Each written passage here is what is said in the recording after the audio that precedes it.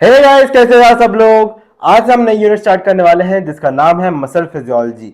Muscle physiology वैसे तो छोटी यूनिट है, जल्दी का हम कंप्लीट कर लेंगे इसको, लेकिन इंपॉर्टेंट होती है यूनिवर्सिटी पॉइंट ऑफ व्यू से, क्योंकि इसमें जो है स्लाइडिंग मैकेनिज्म आता है, स्लाइडिंग थ्योरी आती है। फिर उसके बाद स्ट्रक्चर साइकोट्यूबुलर सिस्टम पूछते हैं। फिर उसके बाद बहुत सी चीज़ें हैं, जैसे जैसे हम प्रोग्रेस करेंगे उन सब के बारे में हम पढ़ते जाएंगे। आज से हम नया यूनिट स्टार्ट कर रहे हैं मसल फिजियोलॉजी नाम से, ठीक है। आज हम क्या क्या पढ़ने वाले हैं। आज का हमारा टॉपिक है structure of muscle and sarcotubular system. उसमें आज क्या क्या पढ़ने वाले हैं हम। आज हम पढ़ने वाले हैं क्लासिफिकेशन ऑफ मसल्स, हम मसल्स को कैसे क्लासिफाई करते हैं हम वो पढ़ेंगे। उसके बाद मसल का स्ट्रक्चर क्या होता है, मायोफाइब्रिल क्या होता है, उसके बाद सार्कोमियर क्या होता है, इन सब को भी पढ़ेंगे। और हम पढ़ेंगे आज सार्कोट्यूबुलर सिस्टम क्या होता है। अगर तुम लोग नए हो तो चैनल को सब्सक्राइब ज़रूर करो, सब्सक्राइब ज़रूर करके जाना, क्योंकि मैं तुम लोग के लिए ऐसे ही वीडियोस लेके आ रहा हूँ। पूरी फिजियोलॉजी हम कवर करने वाले हैं। अभी तक जो है हम तीन चार यूनिट्स कर चुके हैं, अभी मसल फिजियोलॉजी चल रही है। इसके आगे की जितनी यूनिट्स हैं सब आएंगी, रीनल यूनिट आएगी, जीआईटी आएगी, है ना, सारी हम कवर करने वाले हैं। और अगर तुम लोग को नोट्स चाहिए तुम लोग ज्वाइन कर सकते हो मेरा टेलीग्राम चैनल, वहाँ पे सारे अपडेट्स भी मिलते रहते हैं तुम लोग को।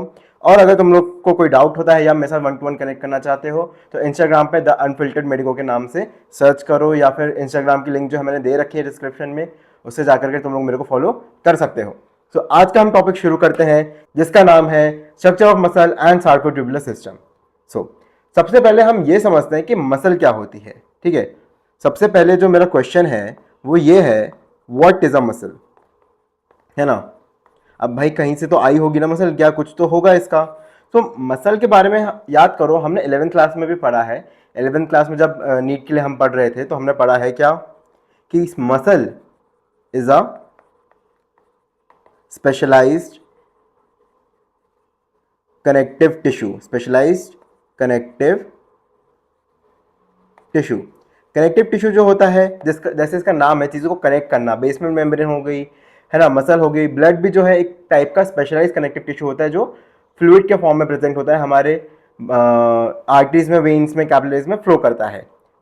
मसल क्या है, मसल भी वैसे ही एक स्पेशलाइज कनेक्टिव टिश्यू होता है जो एक हमारी जो बॉडी है उसको बेसिक फ्रेमवर्क प्रोवाइड करता है। क्लियर? ओके। उसके बाद हम मसल को क्लासिफाई कैसे करते हैं, कि मतलब कुछ टाइप्स होंगे कि कितने टाइप की मसल्स होती हैं, उनको हम अभी पढ़ेंगे। तीन तरीके से, सबसे पहला जो सबसे वाइडली एक्सेप्ट करके मैं इसको क्लासिफाई करता हूँ, या सबसे मोस्ट कॉमनली मैं क्लासिफाई करूँगा, वो होता है लोकेशन के बेसिस पे, कि ये मसल्स प्रेजेंट कहाँ पर है। जैसे कि कुछ मसल्स होती हैं जो मेरे बोन्स के बीच, बोन्स को कनेक्ट करती हैं और आपस में कनेक्ट होती हैं, तो इनको मैं बोलूँगा स्केलेटल मसल्स। क्या बोलूँगा? ये हमारी हैं स्केलेटल मसल्स, जो बोन टू बोन या मसल टू बोन या बोन टू मसल ऐसे connect, sorry, muscle to muscle connect हो रही होती हैं, इनको बोलते हैं हम स्केलेटल मसल, जो हमारे बेसिक बॉडी फ्रेमवर्क पे प्रेजेंट होती है, ठीक है। सेकेंड है हमारी कार्डियक मसल्स। कार्डियक मसल्स जो होती हैं वो मसल्स में भी और स्पेशलाइज होती हैं। ऐसा क्यों होता है अभी हम आगे जाकर के देखेंगे थोड़ी देर में। और थर्ड टाइप होती है हमारी, ये है सेकेंड वाली हमारी कार्डियक मसल है। और थर्ड टाइप जो होती है वो होती है हमारी स्मूथ मसल्स। स्मूथ मसल्स कहाँ पे प्रेजेंट होती हैं? वो हमारे जीआईटी में प्रेजेंट होती हैं, यानी कि जो गैस्ट्रो इंटेस्टाइनल ट्रैक्ट है हमारा, ईसोफेगस से लेकर के पूरा एनस तक, रेक्टम तक, वहाँ पे प्रेजेंट होती हैं। और वहाँ पे उनका काम क्या होता है? वहाँ पे उनका काम होता है इनवॉलेंट्री एक्शन, यानी कि हमारे पूरे जीआईटी को एक कोऑर्डिनेटेड तरीके में वर्क करवाना उनका काम होता है। तीसरी कौन सी होगी हमारी? Smooth muscles. क्लियर? अब फर्दर अगर मुझसे कोई पूछे कि यार एक बात बताओ कि ये क्या सारी मसल्स एक टाइप के कंट्रोल से कंट्रोल होती हैं, मतलब कि क्या मेरी इच्छा अनुसार ही सारी मसल्स कंट्रोल हो रही होती हैं? तो ऐसा नहीं है। क्या मेरी इच्छा के बगैर सारी मसल्स कंट्रोल हो रही होती हैं? तो ऐसा नहीं है। इसलिए हम इनको क्लासिफाई और कैसे कर सकते हैं? हम on the basis of control, कि उनका कंट्रोल वॉलेंट्री है कि इनवॉलेंट्री। इनवॉलेंट्री कंट्रोल यानी कि मेरे को सोचना नहीं पड़ता उनको काम कराने के लिए। जैसे कि जब हम खाना खाते हैं तो हमको सोचना नहीं पड़ता है कि हम ओके अब खाना यहाँ ईसोफेगस से नीचे जाएगा, या फिर इसके अभी पेट में जा कर के उसका पूरा सर्कुलेटरी मूवमेंट होगा, है ना। ऐसा हमको सोचना नहीं पड़ता है, वो अपने आप जो है एक फ्लो में चलता रहता है ये सारी चीज़ें। वैसे ही अगर मेरे को किसी को थप्पड़ मारना है, मेरे को बहुत गुस्सा आ रहा है और मेरे को किसी को थप्पड़ मारना है, तो मैं क्या करूंगा, अपना हाथ जो है सबसे पहले ऐसे पीछे खींचूंगा और फिर उसको मारूंगा। तो इस प्रोसेस में क्या हुआ, मैंने पहले सोचा और उसके बाद मेरे सोचने पर इस मसल ने काम करा है। तो ये है मेरा वॉलेंट्री कंट्रोल। तो इस इन बेसिस पे वॉलेंट्री एंड इनवॉलेंट्री। ओके, तीसरा होता है स्ट्रिएशंस के बेसिस पे।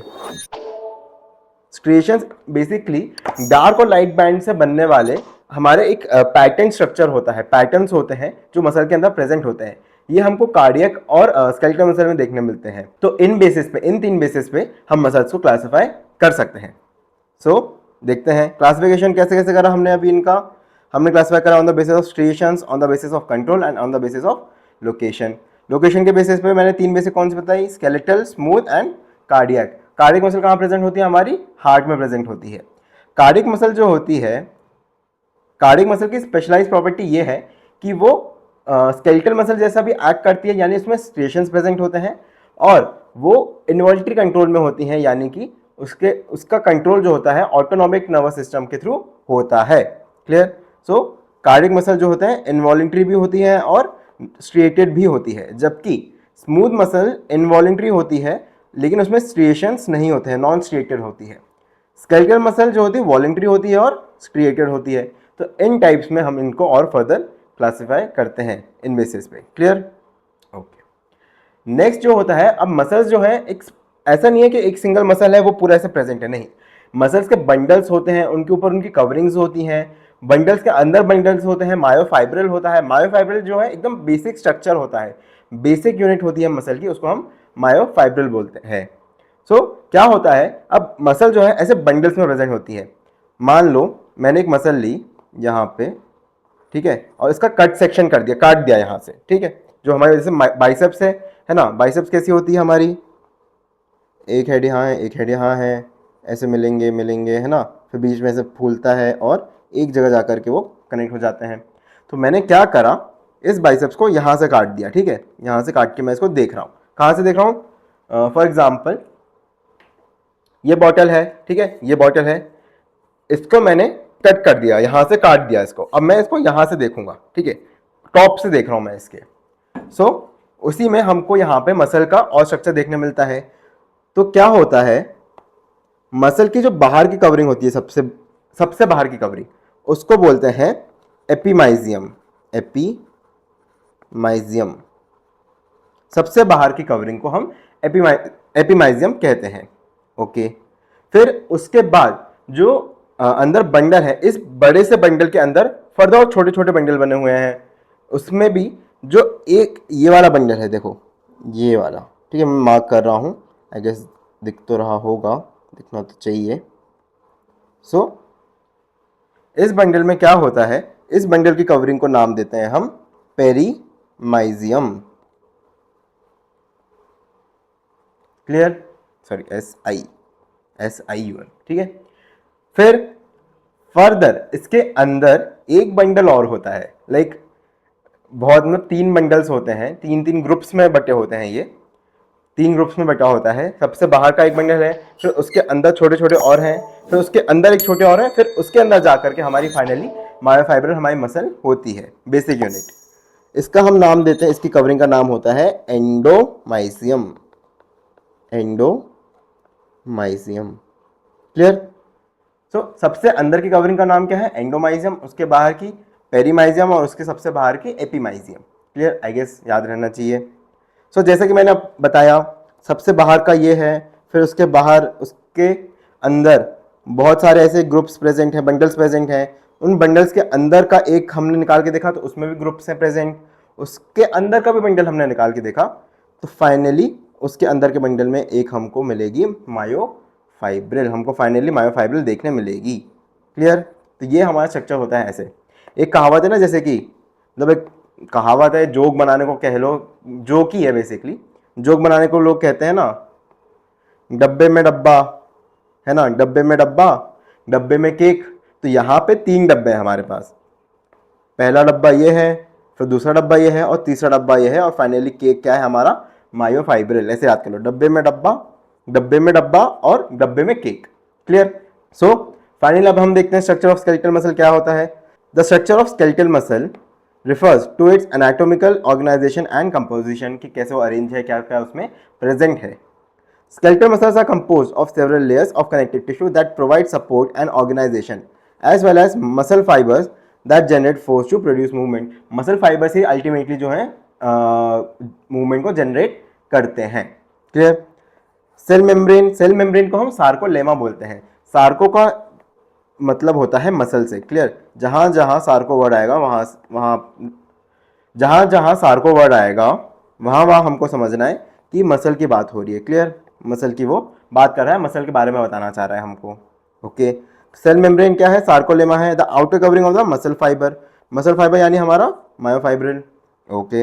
It's around the sarcoplasm the cytoplasm of the muscle fibre.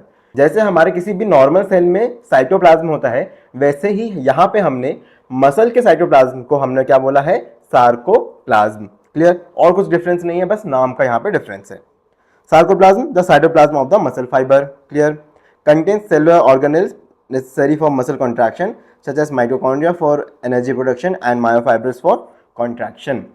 इस सार्कोप्लाज्म की एक बात यह है कि इसके अंदर सार्कोट्यूबुलर सिस्टम प्रेजेंट होता है। सार्कोट्यूबुलर सिस्टम आगे हम इसके बारे में अभी पढ़ेंगे।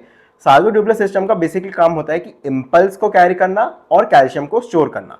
ये दो चीजें करता है हमारा सार्कोट्यूबुलर सिस्टम। आगे हम पूरा पढ़ेंगे। क्लियर। ओके।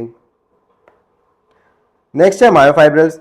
मायोफाइब्रिल्स क्या है? सबसे छोटी इकाई, यानी कि यहां पे आपको अगर दिख रहा हो, तुम लोग को अगर यहां दिख रहा हो, तो ये जो स्ट्रक्चर है यहां पे, ये वाला स्ट्रक्चर जो फाइनली बाहर निकल के आ रहा है, इसका नाम है मायोफाइब्रिल। ये जो होती है सबसे बेसिक यूनिट होती है हमारी किसकी? मसल की, जो कॉन्ट्रैक्शन के लिए रिस्पॉन्सिबल होती है। इसमें भी फर्दर सार्कोमियर होता है जो कॉन्ट्रैक्शन कराती है। फर्दर ये मायोफाइब्रिल जो है ना, से dark bands and light bands में लगी होती है, और इसके अंदर सार्कोमियर्स होते हैं जो सारे सार्कोमियर्स मिलकर के कॉन्ट्रैक्शन कराते हैं फाइनली मसल का। क्लियर। अभी पूरी प्रोसेस हम देखेंगे। स्लाइडिंग फिलामेंट थ्योरी जो होती है वो आगे जाकर के हम एक किसी लेक्चर में कवर करेंगे। Clear. Okay.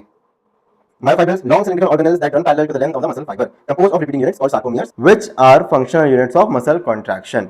Sarcomeres contain thick myosin and thin actin filaments arranged in precise overlapping pattern.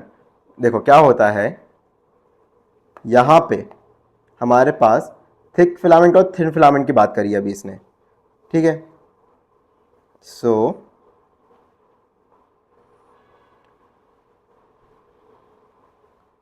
यहां इसने अभी जो है थिक और थिन फिलामेंट्स की बात करी है, हम इसको देखते हैं। तो ये जो स्ट्रक्चर है हमारे किसका है? मायोफाइब्रिल का नहीं है, ये किसका है? सार्कोमियर का। क्लियर। ये सार्कोमियर का स्ट्रक्चर है। सार्कोमियर के स्ट्रक्चर में हमको, आप देखो यहाँ पे जो बीच में फिलामेंट्स प्रेजेंट है ये काफी मोटे हैं, इन्हीं को हम बोलते हैं thick filaments. Clear. Thick filaments जो किन से बने होते हैं? जो कि मायोसिन मॉलिक्यूल से बने होते हैं। मायोसिन मॉलिक्यूल से बने होते हैं। क्लियर। ओके। फिर उसके ऊपर आपको क्या देखने मिल रहा है? उसके ऊपर हमको देखने मिल रहा है क्या? यहाँ पे थिन फिलामेंट्स हैं। ये थिन फिलामेंट्स पतले हैं, कंपैरेटिवली उससे पतले हैं, तो हमने क्या नाम दे दिया इनको? Thin filaments. थिन फिलामेंट्स जो किससे बने हैं? एक्टिन से बने हैं। एक्टिन मॉलिक्यूल होता है, उनसे बनते हैं। ये दोनों मॉलिक्यूल जो होते हैं बहुत नेसेसरी होते हैं हमारे मसल के कॉन्ट्रैक्शन के लिए। क्लियर। अब ये जो सार्कोमियर है, ये एक हम डिफाइन कैसे करेंगे किन किन चीजों के बीच में है? मतलब कि इसकी बॉर्डर के यहाँ पे कहाँ से शुरू होते हैं, कहाँ से खत्म होते हैं? तो हम ऐसे डिफाइन करते हैं, दो जेड लाइंस के बीच में जितना भी एक्टिन मायोसिन जो भी स्ट्रक्चर प्रेजेंट है वो एक सार्कोमियर है। क्लियर। दो जेड लाइंस क्या हो गई? पहली जेड लाइन ये है हमारी और दूसरी ये है जेड लाइन। क्लियर। तो दो जेड लाइंस के बीच में जो स्ट्रक्चर्स प्रेजेंट हैं, एक्टिन मायोसिन फिलामेंट्स मॉलिक्यूल्स जितने भी प्रेजेंट है, वो हमारा क्या बनाएंगे? हमारा सार्कोमियर बनाएंगे। तो एक क्वेश्चन उठता है यहाँ पे कि सर यहाँ बीच में जो एक लाइन जा रही है इसको हम जेड लाइन क्यों नहीं बोलते हैं? इसको हम एम लाइन बोलते हैं। क्लियर। मिडल में है तो हमने इनको एम लाइन बोल दिया। अब ठीक है, इतना अगर समझ में आ गया तो भाई बहुत बढ़िया बात है। अब क्या होता है, जो एक्टिन टू एक्टिन यहाँ पे जो खाली जगह बच रही है ना, ये इस बीच में, इसको हम बोलते हैं एच जोन, जहां पे सिर्फ और सिर्फ क्या प्रेजेंट है? हमारा मायोसिन मॉलिक्यूल प्रेजेंट है, थिक फिलामेंट प्रेजेंट है, उसको हम एच जोन बोलेंगे। दो एक्टिन के बीच की स्पेस है। ठीक है। क्या हुआ, जैसे कि ये मेरे एक्टिन प्रेजेंट है, ये एक्टिन है और ये मायोसिन है, थिक फिलामेंट, ठीक है। तो इसके बीच की जो जगह बच रही है, ये बीच में गैप दिख रहा है ना, ये जो बीच में गैप दिख रहा है इसको बोलेंगे हम एच जोन। क्लियर। अब कॉन्ट्रैक्शन के दौरान क्या होता है, ये जो एच जोन है ना, इसकी लेंथ जो है कम होती है। क्यों? क्योंकि जो स्लाइडिंग फिलामेंट थ्योरी कहती है कि जब कॉन्ट्रैक्शन होगा तो ये एक्टिन्स जो है पास में आते हैं, कि ये खींचते हैं, मायोसिन इनको पास में खींचता है। आगे हम पूरा पढ़ेंगे स्लाइडिंग फिलामेंट थ्योरी क्या है, वो कैसे काम करती हैं, उसमें क्या क्या मॉलिक्यूल्स प्रेजेंट होते हैं, हम पूरा देखेंगे। क्लियर। तो ये है हमारे सार्कोमियर का structure. Clear. Myofibrils are long cylindrical organelles found with in the muscle cells, muscle fibers that are responsible for muscle contraction. They are composed of several repeating units of called sarcomere, which are the fundamental functional units of the muscle contraction. Fundamental muscle contraction की unit क्या है? sarcomere. Clear? Okay. Components क्या है myofibril के? sarcomere, thick filaments जो myosin से बनते हैं, thin filament जो एक्टिन से बनते हैं, ट्रोपोनिन होता है, ट्रोपोमायोसिन होता है और टाइटिन होता है। जो एक्टिन होता है ना, एक्चुअली वो दो उसके भी यूनिट्स होते हैं। सिंगल यूनिट को हम बोलते हैं जी एक्टिन, और जब वो ऐसे ग्रुप्स में प्रेजेंट हो जाते हैं तब उनको हम बोलते हैं एफ एक्टिन। इसके अलॉन्ग एक स्ट्रक्चर और रन करता है जिसको हम बोलते हैं ट्रोपोमायोसिन। ट्रोपोमायोसिन। क्लियर। ट्रोपोमायोसिन इसको हम बोलते हैं। अब आगे इसको आप अच्छे से अच्छा डायग्राम भी दिखाऊंगा मैं, तो तुम लोग थोड़ा सा वेट करो, ठीक है। तो ये क्या हुआ, हमारा स्ट्रक्चर है किसका? सार्कोमियर का। सार्कोमियर है, एच जोन प्रेजेंट है, जेड लाइन प्रेजेंट है, आई बैंड, ए बैंड। अच्छा, जो मैंने थिक फिलामेंट थिन फिलामेंट बोला है उन्हीं को हम ए बैंड और आई बैंड बोलते हैं। थिन फिलामेंट को हम बोलेंगे क्या? I band. आई बैंड कहां से कहां तक होगा? यहां तक। आई बैंड से मेरा मतलब है जिस बॉर्डर तक मेरा थिक फिलामेंट नहीं आया है वहां तक मेरा आई बैंड बनेगा, और ए बैंड कहां तक बनेगा? जो कि मेरा थिक फिलामेंट होगा वहां पे मेरा ए बैंड बनेगा। क्लियर। एक्टिव फिलामेंट है, बाकी मायोसिन फिलामेंट, बाकी सब एज इट इज है। क्लियर। और ये स्ट्रक्चर किसका है? ये मायोसिन का स्ट्रक्चर है। मायोसिन के स्ट्रक्चर को हम दो पार्ट्स में डिवाइड करते हैं। इस पार्ट को हम बोलते हैं हेड और इस पार्ट को हम बोलते हैं टेल। इन दोनों की क्या सिग्निफिकेंस होती है? टेल पार्ट बेसिकली जो हमने फिलामेंट देखा है उसको बनाएगा, और वहां से हेड पार्ट जो होता है ऊपर एलिवेटेड होता है, जो कि एक्टिन को जाकर के पकड़ता है, उसको कैच करता है, उससे कॉन्ट्रैक्शन करवाता है। तो ये काम होता है हमारे हेड का। उसमें अगर मॉलिक्यूल होता है एटीपी प्रेजेंट होता है, तो पूरा हम जो आगे जाकर के इसको पूरा पढ़ेंगे। ओके। और ये है हमारा क्या? ये हमारा एक्टिन प्रेजेंट है, ठीक है। ये एक्टिन मॉलिक्यूल है। इसमें भी देखो जो इसके अलावा फाइबर्स रन कर रहे हैं, फाइबर नहीं बोलना चाहिए, इसको मॉलिक्यूल बोलना चाहिए, ठीक है। तो ये होता है ट्रोपोमायोसिन। ट्रोपोमायोसिन का क्या काम होता है? ट्रोपोमायोसिन जो एक्टिन की एक्टिव साइट्स है, एक्टिन की एक्टिव साइट्स को कवर करता है, ठीक है। इनको कवर करने का काम किसका है? ट्रोपोमायोसिन का। ओके सर, यहाँ पे एक चीज और देखने मिल रही है जो है ट्रोपोनिन। अब ये क्या बोला है? ट्रोपोनिन और कुछ नहीं, बेसिकली इसके भी तीन कंपोनेंट्स होते हैं, याद रखना आईटीएच से, ठीक है। आईटीसी से, सॉरी आईटीएच और है वो इंडियन टी हाउस है, यहाँ से इससे याद रखो आईटीसी से, ठीक है। तो इन तीन पार्ट्स में हम इसको और डिवाइड करते हैं। सी पार्ट जो होता है कैल्शियम कवर करता है, आई पार्ट और टी पार्ट। आईटीसी से इसको याद रखना कि आईटी और सी से तीन पार्ट और होते हैं, इनका भी खुद का एक स्पेसिफिक रोल होता है जो हम डिस्कस करेंगे। क्लियर। ओके। फिर sarcomere basic contractile units of the muscle fibres, they are arranged end to end along the length of the myofiber giving it a stated appearance. Each sarcomere is bordered by Z line, also known as Z disc, which serve as anchor points for the thin filaments and mark the boundaries of the sarcomere. यहाँ पे दिख रहा है हमको कि जो actin है वो Z line से जुड़ा हुआ है। क्लियर। थिक फिलामेंट्स मायोसिन के बारे में क्या कहना है? Thick filaments are composed primarily of the protein myosin. They extend the length of the sarcomere and are located in the center, overlapping with thin filaments. Myosin molecules have elongated tails, globular heads और myosin heads which protrude outward. जैसे मैंने बताया था कि tail part जो है वो तो उसका मिलकर थिक फिलामेंट बना लेगा, लेकिन जो हेड पार्ट है वो आगे ऊपर निकला हुआ होगा, और उसी से क्या बनेगा? हमारा मायोसिन का हेड बनेगा, जो कैच करने का काम करेगा इसको, एक्टिन को। Clear. and interact with the thin filaments during muscle contraction. Thin filament है actin से। Thin filaments के बारे में अब डिस्कस करते हैं। Thin filaments किसके बने होते हैं? एक्टिन के बने होते हैं, हमने सब पढ़ा हुआ है। They are anchored to the Z line से जुड़े होते हैं। At each end of the sarcomere and extend toward the center, बाहर से अंदर की तरफ, सेंटर की तरफ आ रहे होते हैं। Active filaments containing binding sites for myosin heads are involved in the contraction process by sliding past the thick filaments. अगर बेसिकली अगर मैं बताऊं तो कैसे होता है इनका मसल कॉन्ट्रैक्शन, देखो इस तरह के समझते हैं। ये हमारा थिन फिलामेंट है, ये हमारा थिक फिलामेंट है। तो होता क्या है, ये थिन फिलामेंट ऐसे मूव करता है, थिन फिलामेंट अंदर की साइड सेंटर की तरफ मूव करता है। क्लियर। नेक्स्ट है रेगुलेटरी प्रोटीन्स। रेगुलेटरी प्रोटीन्स जैसे कि ट्रोपोमायोसिन और ट्रोपोनिन जो प्रेजेंट होते हैं किस पे? एक्टिन पे प्रेजेंट होते हैं, associated with the thin filaments. Tropomyosin molecules cover the myosin binding sites of on actin in a resting muscle fibre preventing interaction with the myosin. ये जो होती है पूरी प्रोसेस होती है कि पहले कैल्शियम आएगा, कैल्शियम जो होता है ट्रोपोनिन से जाकर जुड़ता है, ट्रोपोनिन से उसका मूवमेंट होता है, वहां पे एक्टिव साइट खुलती है ना, ट्रोपोमायोसिन हटता है, फिर उससे जाकर के हमारा हेड जो होता है मायोसिन का वो जुड़ता है। ये पूरी एक मतलब समरी मैंने बताई है, इसका आगे की पूरी प्रोसेस हम देखेंगे। Troponin molecules are bound to tropomyosin and regulate its position on actin in response to changes in calcium ion concentration। जैसे मैंने बताया क्या, कैल्शियम आयन की वजह से ये पूरी प्रोसेस होती है। क्लियर। टाइटिन एक स्पेशल मॉलिक्यूल और होता है टाइटिन नाम से, उसका भी काफी मतलब माइनर रोल है, लेकिन कभी कभी पूछ लेते हैं यूनिवर्सिटी एग्जाम्स में। तो टाइटिन लार्ज प्रोटीन होता है that spans from Z line to the M line with in the sarcomere. Z और एम लाइन में प्रेजेंट होता है। It acts as a molecular spring, provides elasticity and contributing to the passive stiffness of muscle fibers। क्या काम है इसका कि जो हमारा Z लाइन और M लाइन प्रेजेंट है, ठीक है, ये Z लाइन बन गई, अब ये M लाइन बन गई, तो इनके बीच में इलास्टिसिटी का काम कि ये ज्यादा खिंचना जाए, ज्यादा पास ना आ जाए, ये काम होता है टाइटिन का। Clear. Titin also plays a role in stabilising the structure of the sarcomere and maintaining its alignment during contraction and relaxation. यानी इसका काम क्या है, ये देख रेख का काम करता है, देख रेख करना कि हाँ भाई सब ठीक से चल रहा है, नहीं चल रहा है, कुछ ज्यादा कम तो नहीं है, इन सब का काम किसका है, टाइटिन का। क्लियर। ओके। फिर नेक्स्ट है हमारा सार्कोट्यूबुलर सिस्टम। सो सार्कोट्यूबुलर सिस्टम, सार्कोट्यूबुलर सिस्टम किसमें प्रेजेंट होता है, जैसे मैंने बताया था सार्कोमियर में, सार्कोप्लाज्म में प्रेजेंट होता है। क्या काम होता है इसका, इसका काम होता है कैल्शियम स्टोर करने का, एंड दूसरा काम क्या है इसका, इंपल्स को फास्टर ट्रैवल कराना, फास्ट, ठीक है, फास्ट ट्रैवल कराना, ये काम किसका है, सार्कोट्यूबुलर सिस्टम का। इसके भी दो कंपोनेंट्स होते हैं, कौन कौन से, एक होता है हमारा टी ट्यूब्यूल, ठीक है, टी ट्यूब्यूल होता है एक, और दूसरा होता है एल ट्यूब्यूल, जो इसमें भी दिख नहीं रहा है लेकिन प्रेजेंट होता है। उसका काम क्या होता है, एल ट्यूब्यूल का काम जो होता है वो होता है कैल्शियम को स्टोर करना। Clear. So sarcotubular system also known as sarcoplasmic reticulum and T tubule system is a specialised network of membranous structures found with in the muscle cells, muscle के अंदर प्रेजेंट होते हैं। It plays a crucial role in regulating muscle contraction by controlling the release and uptake of calcium ions. पूरा जो muscle का contraction है वो regulate करने का काम किसका है, सार्कोट्यूबुलर सिस्टम का। मसल ओके, इंपल्स आ गया, ओके, अब यहां से कैल्शियम रिलीज होगा, कैल्शियम किससे बाउंड होगा, प्रोपोनिन से, वो कोई प्रोसेस कंटिन्यू होगी।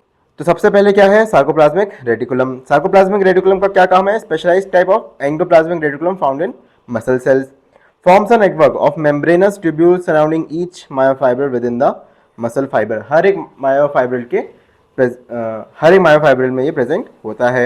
The sarcoplasmic reticulum is highly organized and consists of longitudinal tubules running parallel to the myofibrils as well as terminal cisternae in large regions of the sarcoplasmic reticulum located near the T tubules। Clear. तो इसकी structure की बात हो रही है, इतना हमको इसके याद करने की जरूरत नहीं है, हमको इसके फंक्शन से ज्यादा मतलब है। क्लियर। ओके।